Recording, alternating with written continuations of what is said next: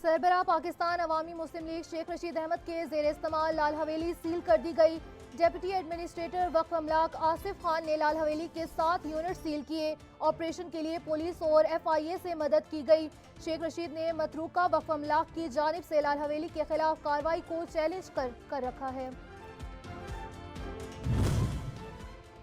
Election commission के खिलाफ नफरत फैलाने का केस जुडिशल मजिस्ट्रेट इस्लामाबाद ने फवाद चौधरी को 11 बजे पेश करने का हुक्म कर दिया। पुलिस फवाद चौधरी का 2 रोजा जिस्मानी रिमांड मुकम्मल होने पर पेश करेगी। तफ्तीशी अफसर फवाद का मेडिकल करा के रिपोर्ट पेश करे।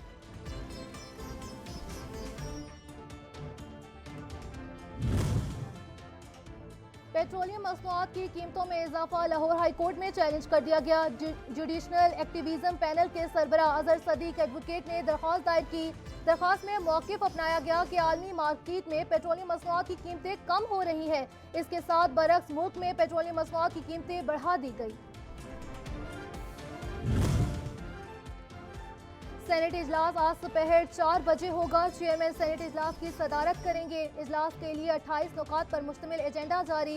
एजेंडे में मुख्तलिफ बिल्स मुतारिफ, कायमा कमेटियों की रिपोर्ट्स, तारीख और करारदाद में शामिल। मुल्क में डॉलर की कमी और स्मगलिंग के अलावा आटे की कमी पर तारीख एजेंडे में शामिल।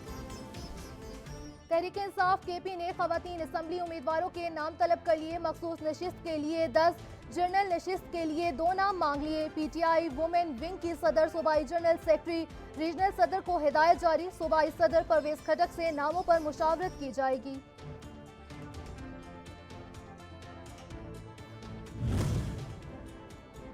इस्लामाबाद, रावलपिंडी समेत मुल्क के मुख्तलिफ इलाकों में बादल बरस पड़े। मूसलाधार बारिश ने जलथल एक कर दिया। सर्दी की शिद्दत में भी इजाफा हो गया। रात से शुरू होने वाली बारिश का सिलसिला बदस्तूर जारी। महकमा मौसमियात ने दिन भर बादल बरसने की पेशगोई की है।